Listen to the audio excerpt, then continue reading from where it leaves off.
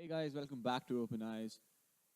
So I haven't uploaded in a long time. I think it's been somewhere around a year or so, but we are back now. We were working on it under the name OB Productions, but now we have a new name. Our channel name is Ipso Facto, which is Latin for by the facts. And welcome back to Open Eyes. Today we have Ishaan Gupta as our guest. Please be here. And we'll be talking about affirmative action. So, Sean, why don't you just give us a quick introduction into what affirmative action actually is? So affirmative action, again, like most topics today, has been recently very politicized. It's reached the public eye because of the lawsuit against Harvard by the SFFA, which is Students for Fair Admissions. They're an anonymous group of Asian American students that have been rejected by Harvard. And they have filed a lawsuit claiming that Harvard discriminates against Asian Americans. And this all comes back down to what's called race-conscious decision making, where race of individuals is taken into account while considering their applications. And yeah, so far the trial is actually ended. Right now the judges are making their decisions. What's happened is the SFFA claims that for each Asian American student, they're held at a much higher criteria. Like they need to have, I think it was said that they have to have like a 1550 in the SAT to be considered for Harvard, whereas a African American or a Latino student would only need like a 1300 or a 1350 to be considered. That's one point that they made. Right, and the 200 points is a huge difference. In SATs, like getting 1350 and 1550. Both of us, we've given. Having given SATs, the gap between that is massive, massive, massive, massive. So the serious accusations they've made. Their lawyers have gone on to criticize Harvard's personal score process, where each candidate is assigned what's called a personal score. This is something in addition to their academic and extracurricular scores. What the SFFA has outlined is that Asian Americans consistently, by a significant percentage, score more than white, black, and Latino Americans in academics and extracurriculars. However, they consistently, by an equal percentage, score less in the personal score that takes into account stuff like propensity for bravery, courage, etc. And because of that, they're saying that the personal score is just Harvard's way of imposing quotas and trying to reduce the Asian American percentage that they accept. Right, and so yeah, I mean, affirmative action has a really weird history into how it has gotten into its modern shape. So, in 1978, a student in for a medical program. Davis. Right, he was applying to UC Davis for a medical program and Rejected. got rejected Twice. Instead, whereas he did score higher than some of the black applicants that had applied. What's interesting here is back in the 1970s, affirmative action manifested in a way where there were quotas. Yeah. So it was a 14%, I believe, or 14%. Like, I think out of 94, 98 black student body, 14 of them had to be of African American heritage, and so that he appealed to the Supreme Court, won that case, and essentially Supreme Court issued the precedent that racial quotas is an illegal practice for universities. Which is interesting because they said that one cannot justify a racial quota based on past social discrimination. Right, and Get to when we are evaluating the arguments against and for affirmative action. But what they did say, and this is where and then after 1978 there was another trial in 2003 where something else happened to the entire affirmative action movement. what they did say in 1978 is that you cannot impose quotas, but you must have concrete diversity goals. Right. That's the words that they use, concrete diversity goals. The juxtaposition, isn't it? Like, how does a university define diversity goals, and how does it ensure diversity goals if racial quotas are not allowed? So now the current form of affirmative action is a very weird and indirect way of imposing racial quota. Let me explain. So instead, they can't say that we're going to accept you as a student or because you're black, or they can't say that 20% of the student body needs to be black or white or Asian. What they do instead is that they put this racial aspect of the admission process into extracurricular activities. What that means is that you can't be admitted into the school based on your race, but if you were part or the president of a black student body union, that would give you some more points in the extracurricular field. In the same way, when race is a essential factor in your personality and in your applications, in your essays, you outline that, then they do take that into account, and they do, and so basically taking race into account and race-based decisions, like the way Harvard defended themselves, is that they brought up a lot of witnesses, both alumni and professors, and certain like one alumni said that Harvard could take into account that he was an immigrant from Vietnam when he was younger. So due to the culture clash that he experienced, and even though he was an American citizen, he became an American citizen because of that clash, because of his race, he couldn't perform as well in school at that particular time, and because that could be taken into account, he still had an equal opportunity to get into Harvard as someone, for example, from like a Caucasian who never experienced that culture clash. So that's one argument on how race-conscious decision making does like play a positive role. Go into the why they would support it. What are the arguments for and against affirmative action? Yeah, so as it is very clear that African Americans especially have had a disadvantage historically And in that's terms of. that's the main argument, right? To make up for past discrimination. But the past discrimination goes more than just like the sentiment, right? It's actually like a lot of like it's an institutionally, but the African Americans, Latino communities are disadvantaged and are still are disadvantaged because of policies like redlining and Jim Crow that separated black and white neighborhoods. It normally means that white neighborhood schools in the suburbs, are far better funded, have better resources, have a lot more institutions like coaching institutions, SAT prep, college counseling, whereas black communities and black neighborhoods either do not have them or cannot afford them.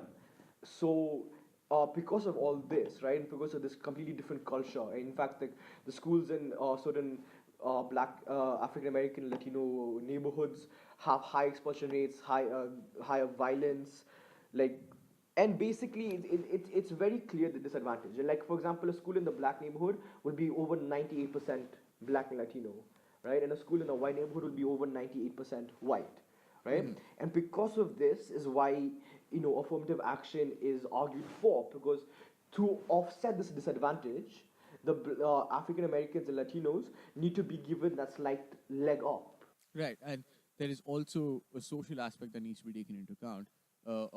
A white teenager may not face racism, right? Most likely will not. Whereas a black teenager might face racism that'll have a mental effect on that person, etc., which will indirectly affect his grades and education.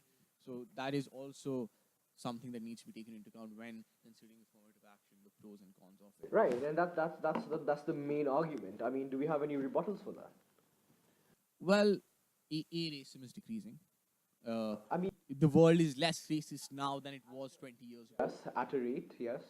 The Supreme Court said that past discrimination cannot be used as a justification. Right, and yes, and regardless of what the opinion is, there is that Supreme Court precedent that has been set. Right, but and like there's not really a very high chance that the Supreme Court will turn over that judgment, because the Supreme Court is conservative now. It's like It is majority conservative with the Kavanaugh appointment. Yeah. SFFA. There's actually the leader who's spearheading the lawsuit is actually a man. I'm forgetting his name, but he's been responsible for a lot of lawsuits against universities and different institutions lately. He heads a group that is basically for for colorblind processes, right? Right. He's like taken up a stand against all processes that consider race when he believes that race should not be considered. And he said though that he is conservative and he admits that he's conservative, but he said that he doesn't want conservative people joining only. He doesn't want like you know pro-white nationalists joining. Right? He says that he's trying to be very fair, but people from the other side have accused him of just using SFFA as a front to further his own agenda. Right. But going back to the argument, one rebuttal is that these universities that are the most prestigious, like Harvard and the Ivy Leagues, and even other universities, who are making the foundation for higher society with the students that they train and they educate and graduate from them, they should be focused completely on meritocracy.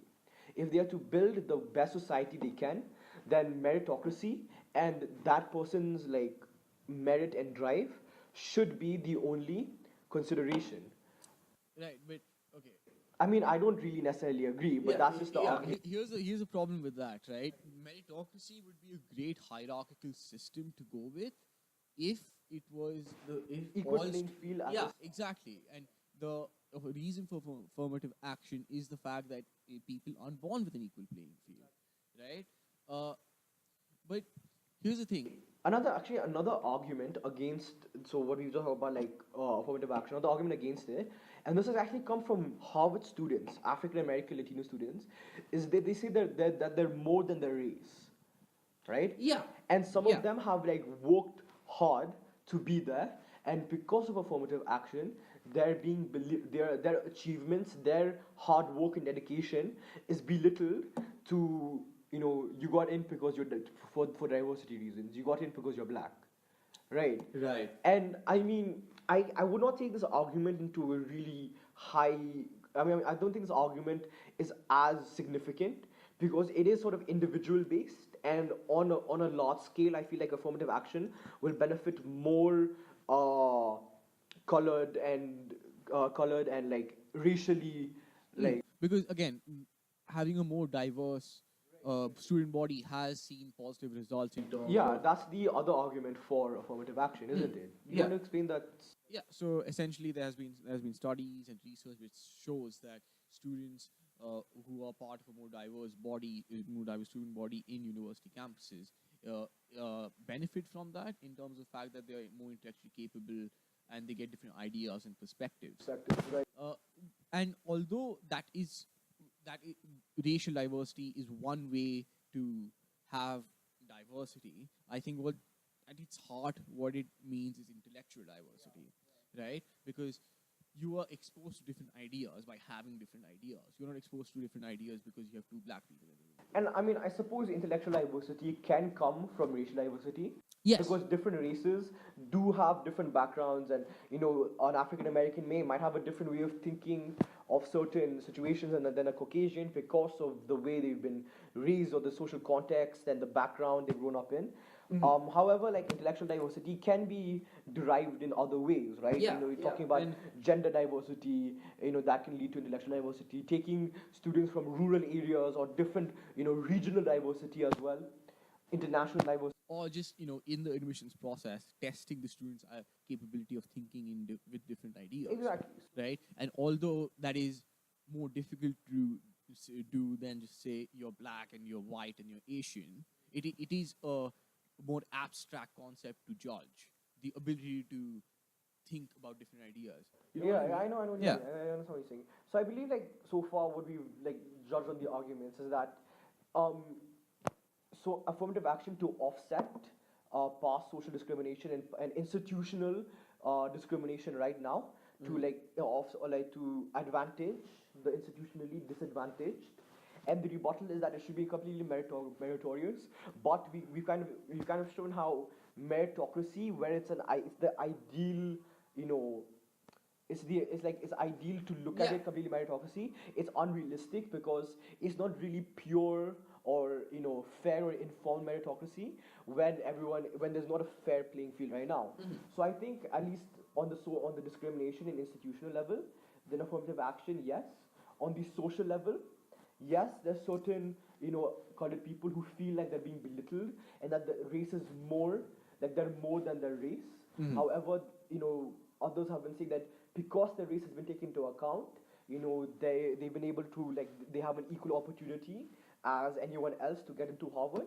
Same way, it's again giving Yeah, a and- larger mass of colored people more opportunities, right? And look, I think affirmative action is okay, but it needs to be rephrased in how affirmative action works. So far, what we've done is we've basically decided that, at least from our opinion, that affirmative action, or let's not call it affirmative action because that's like a really heavy loaded term.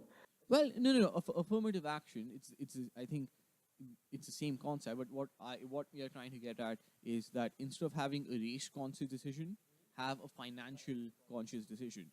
What I mean by that is that give advantage to those who are from poorer backgrounds. Like if we really look at it practically, right?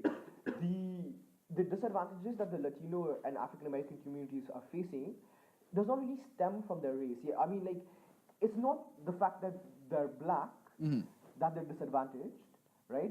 That was the reason for it. It's the fact that Economically, and because of the fact that they have poorer schools in their neighborhood. and the fact that they have poorer schools and that they're economically disadvantaged is definitely because they were black. I'm not like denying that, right? But we can't change their color. We can change the financial situation of these people. And what this kind of policy will do is also take into account fringe cases. Say a white person going in that poor background, so poor education system, right? And although it's a smaller population, it's a much smaller population, they still do exist, and they will be at a disadvantage with the current affirmative action process. So what we're getting at is basically maybe a better way to ensure, like, to implement affirmative action, to ensure fairer application processes, but sort of like avoid all this opposition that is being faced, is help the disadvantaged communities financially, right? Yeah. How can this happen, right? I'm not. Well, first of all, government should try and make policies which will benefit the people who are at a lower But income the government should do bracket. like a lot of things, right? Yeah. I mean, so going to the government is like the ideal thing, but realistically, I think there's real potential when we look a step lower and we look at the universities themselves, right? What they can do to change this, right? So what is it that makes white schools more advantaged, right? Besides the fact that the schools are better funded, they have access. Well, that's a huge point. That's a huge point. Yeah. But they have access to a lot of college counseling, coaching, like both tuition-wise for their subjects in school, and also coaching for SAT, coaching for the ACTs. Various things that are setting them miles ahead of the disadvantaged communities, who not only are the schools not funded as well, but they do not have any sort of they cannot take advantage of any sort of these institutions available unless these universities, and even like we can take it to College Board, who's the implementer of the SAT, right? So these universities and these institutions start, they create their own institutions where they fund services of tuitions and SAT prep and college counseling. And when they're funding these institutions, right, they look then at the economically disadvantaged, and either subsidize their fees greatly or just make it completely free. Yeah, and like, for example, I think College Board, two College Boards, they have done a lot to offset this challenge that students from poor backgrounds face. They've partnered up with Khan Academy in terms of the SAT prep, free SAT prep for all the sections, which is great, as well as the fact that they waive, I think, application fees. Here's the thing, right? They waive application fees based on the individual. Like if the individual sort of, he puts forward like the financial documents of his parents and he requests it, then yes, it's possible. We're looking at a way to make it not individual based but more institutional, right? So for example, if College Board went like, if they partnered and looked at schools in these disadvantaged neighborhoods, right? Brought the SAT there, and then made it like waive the fee for the school, right, for all those school students, so that they also encourage these students to take the SAT and even increase, college even increase the amount of graduates and college goers in the process with the SAT, right? And same way, the universities can do the same thing with college guidance institutions and all of that, and that would help. That would not like completely solve the problem, but that would definitely go a long way in offsetting the disadvantages that colored and Latino students are facing right now. Yeah. Yep. That's right. And I mean, like, we have a very unique perspective on it, being in India. Yeah, and coming to India, India has its own form of affirmative action. A very obvious form. Yeah, Of, like it is literally what it used to be before 1978 trial, in terms of the fact that it's just a straight off quota. yeah, it's called Right. reservations. Yeah, and it's not based off of race. Instead, it's based off of caste. Now, casteism is something very It's sort of India's equivalent of race, yes, right? Like the casteism present in India is like as is very equivalent to the racism it's that was present in America maybe like 20 years ago. even more Even- because even more, India yeah, is yeah. not progressed that far that the castes are not like. You can explain this actually. Yeah, so essentially, so a little bit of the history of the casteist system. So initially, it was meant for divide in terms of work. So there are four classes: Brahmins. Who were like the Brahmins are at the top and Dalits are at the bottom. Yeah, yeah.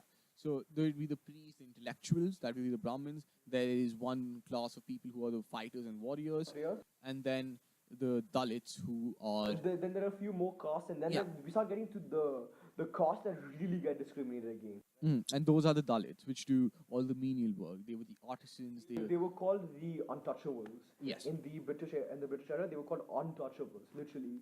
And although we can easily do an entire episode on the entire caste system. Why it's relevant to the affirmative action topic is because these castes, they have been scheduled castes, scheduled caste and OBCs, or the other backward castes, have been grouped.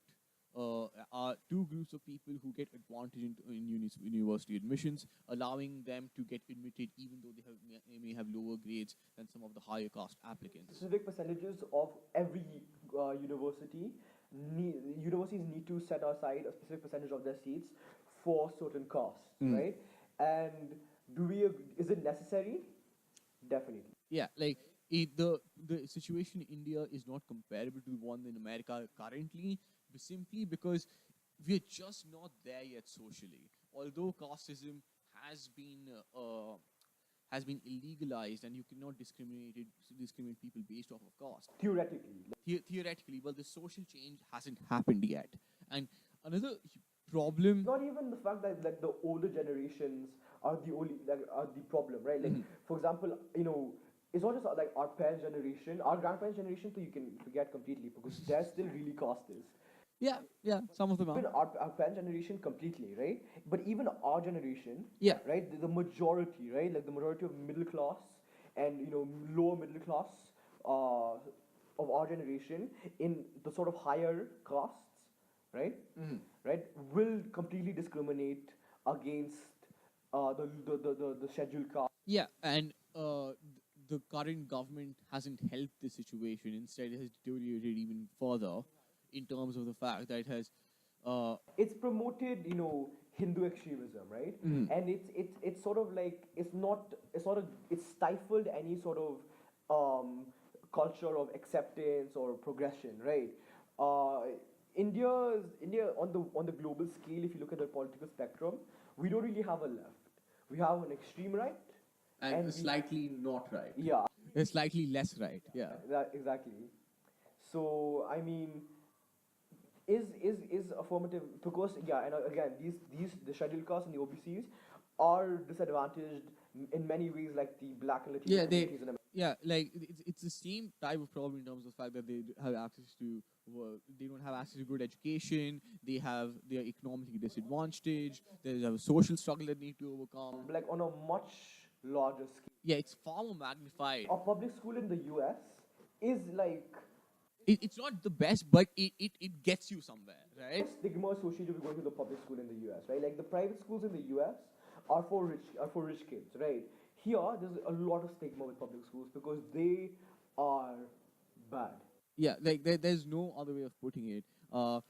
The and also the fact that a lot of universities only look for people who can speak decent English. Yeah, that's a And huge. That's a huge. public schools don't have very good English teachers. They teach English in Hindi. So It's a huge problem, right? Like, they're called English medium schools, but the English teachers are teaching what their version of English is in Hindi. So most students who do come out from these schools cannot speak a word of English. yeah, and look, the problem with coming back to casteism, the way I feel a good way to be able to eradicate casteism from India would be education, right? Because currently the educated population is 67%. Exactly. Education can be the sort of driver for social reform. Because the only way to eradicate the caste system is social reform. But how do you get that social reform? I mean, the government will not do anything to impose laws for like the minorities, like the Muslims or the scheduled castes, because they're Hindu extremists. What might, however, is is improving our education, right? Like simply getting a large percentage of the population educated would definitely help in reducing casteism. Also, the 67% figure is I think it's very inflated because of the way. Percent figure is basically apparently 67. The government has propagated this as this huge achievement that now like I think around 67% of Indians are literate. But the way literacy is measured, In the way literacy is measured in India is by the fact that if you could sign your name in any language, then you're a literate person. right? But you still can't read a bank statement, right? Yeah. Or you can't read a news, or you can't even read your own government issued ID cards, right? So that's a problem. Yeah. And the way we look at education reform is that India's education hasn't been ideal, right? If we try to copy, foreign education systems, and we sort of like we made it, we have a mutant version of it that did not work well, right? I mean, Well, first of all, looking at foreign education systems for India is quite ridiculous simply because we have, depending on the country they're looking at, 10, 20, 30 times the population, right? And that you can't, if something works in smaller populations, it'll not work with a population of 1.3 billion people. so I mean, basically, is affirmative action required right now here? Yes. Well, affirmative action in the form that it is in India, which is in India, it's called reservations, Yeah. right? So the direct quotas are absolutely necessary because there are clear disadvantages faced by scheduled castes and OBCs. And if we ask ourselves the question, in 20 years, will it go? No. Well, you don't know that. I mean, probably not. Right? Like, if you're right in saying that education is the only way to. Well, no. It will happen in a much more faster way than it has happened in other countries.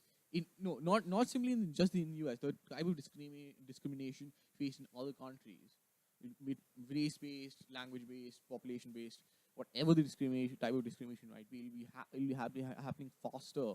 The social reform will be happening faster in all the developing nations, simply because we have a global push and we have an access to all these ideas of this egalitarian society that we did not have 50 years ago. Right. So for example, when the U.S. was developing, when the U.S. was like, breaking racial boundaries and stereotypes, they were the first ones to do it. Right? Yeah, they didn't have a template. We have a template. Those were like, raw ideas, therefore much harder to accept. But what Orkojeet is saying that for us right now and for the Indian population, because of these global ideas and the increase of globalization, and because these ideas have become like familiarized in the world context, it should be easier for us to accept these ideas as ideas that are not so raw and not so like otherworldly. But the problem is that Indians are very rigid in change, right? They do not, tradition and like old values and family values are a really strong theme in India, right? And So we still like, if it does come, it'll still take some time. It'll still take quite. Yeah, no, I'm not. Look, I don't know it'll happen in 20 years. I don't know it'll happen in 10 years, right? But it'll happen faster, and the way to progress is there, especially because of the push by the global community. We have a United Nations. We have all these societies which are working very well in a equal opportunity society. But again, the progression, the way we see it happening is unlike the US, where it was sort of like a social movement that broke down these barriers. Here, there will be no social movement because Well, there will eventually be a social I movement, mean, but like it has to be propagated by the government. yes, and until the government is not like extremist or right. Yeah, the government needs to take a hard stance in terms of these casteist issues. Right. And I feel like, again, what I'm getting to is the way to achieve that, the way to reach the sort of standard is through educational reform. Yeah. Right? If we can sort of teach, right? If you can expose people to the ideas, and then they will understand Not why. exposing people to the ideas, but if we can better the education of the scheduled castes and the OBC castes, right? Yeah, then we solve the reservation issue. The sort of divide that is in the head of like the upper caste, that these people are inferior, right? When these people are well educated, professional, contributing members of society on a scale that's larger than what they currently are, right? Because they are using their better education to fight against the institutional oppression that's already been there against them, then this divide will start decreasing, right? And slowly, the fact that this divide economically, right, will start decreasing, socially, it should start decreasing in the minds of the other castes. Right. And this will only come through education. Yeah. Going back to the US, so again, we tried to look at the Indian perspective to see if it was comparable, if you could draw some comparisons. But however, it's comparable in the sense that that both of the countries have something to increase diversity.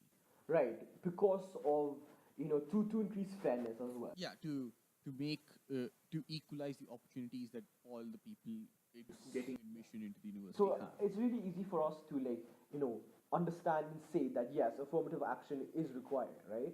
It's the race, like helping the disadvantaged, right? In creating equal opportunities and equal playing field is required, right? However, we're just saying that implementing it, the colleges and the universities could do different things. Because even if Harvard wins this lawsuit, right, it'll get appealed to the Supreme Court, and the Supreme Court will very likely rule against Harvard and their application process. And even if this in another 10 years, and if the Supreme Court changes, that we'll have a better, they might rule in favor of race conscious decision making. But race conscious decision making will always see opposition, right? And so the best way, the most practical way that can even benefit, that can benefit anyone who's disadvantaged, right, or who does not have an equal opportunity, is if we look at it financially, right? And we look at it, look at their backgrounds, look at the context of the schools, of the neighborhoods, and help them out directly, right? And look, doing that is a more difficult process, and that would require a unified effort from the universities, and perhaps even in conjunction with the government, to be able to have that process, because you need financial profiling. You need to have a list of schools and bracket them in terms of the education quality, and that is a massive undertaking, right? Right, and it would come with its own controversy. Yeah, like look, although I think it's a good idea in theory. In practicality, there would be certain policies and loopholes, certain wordings and phrases which people would not like, and would have taken a stance against those policies. And also looking at any policy, we might be flawed in the actor that we're looking at, right? Here we've decided that the actor should be the universities themselves, right? If the universities are really dedicated to improving diversity, to offsetting and creating an equal opportunity, equal playing field, then as they should be the actor, and they should be the ones who act towards that playing field by financial means, creating these institutions and all of that. However, I mean, how realistic is that on Yeah, and look, again, we are two teenagers who are saying stuff on the internet, right? We are not policymakers. We don't, not being American, we don't have a very detailed idea about how the racism going on there. how capitalism works there as well. Yeah, and it's a different world. It's a different world, but it's an opinion, and this is how we feel. I like the way we're looking at it. I like the way that we're not trying to like, force affirmative action through, right? As much as we agree with the principle, right? We understand that it'll never be a concrete process in ensuring, Yeah. fair playing fields and equal opportunities. And we're trying to look at different ways that we can. And there are like, I think there, if we could come up with something like financial institutions, that financially creating these institutions, then I think there's a lot of other paths that can be taken to improve, you know, fairness and Right. Yeah. racial equality and all of that. All right. So, in conclusion, well, Affirmative action, Affir- principle. in principle, even in USA currently, yeah, why not, right? But the implementation of the affirmative action in the USA, it is a very weird way of just saying of having a diverse student body, all right? And again, should and I mean, we're not even saying like because of the amount of opposition it's received from like other people, the conservatives, and like it's not even about the opposition that they've seen, but has it really been proved that the way that they're trying to ensure diversity is diversity really coming through? Like yes, like today we have like this like in these days like I think one of these really good universities had 50% of their class of their software engineering courses were female, right? And race and I mean like it's becoming more diverse racially, gender, but it still is like the way it's been explained and the way we read it, it's so hard to grasp, right? The fact that it literally says that race cannot be a factor, but it can be a factor of another factor, yeah, right? And that's just like that's sort of just the way you put it there is sort of shady, yeah, right? So, but is the principle good? Yes, but like implementing it, you can definitely. yeah, implementing be done better, but that's true for a lot of things. Looking at India, the reservation policies, it's necessary. The And the only way to implementation, make it unnecessary is through educational reform, which will lead to social reform, or like at least economic reform, which economic reform, will lead to. social reform, but the crux of the situation is that needs to have somehow you need to get to that social reform part. Yeah, Right. somehow. All right. So I'm Orkojeet Banerji. This has been Ishaan Gupta. Ishaan, tell them what to do after watching this video. I want you to like, I want you to subscribe, and we have a lot in store for you. Mhm. You could almost see we've been working devilishly hard. Yes. So that's a little hint Hint, for hint. you. All right. And This has been Open Eyes with Orkojeet Banerji. We'll see you next time.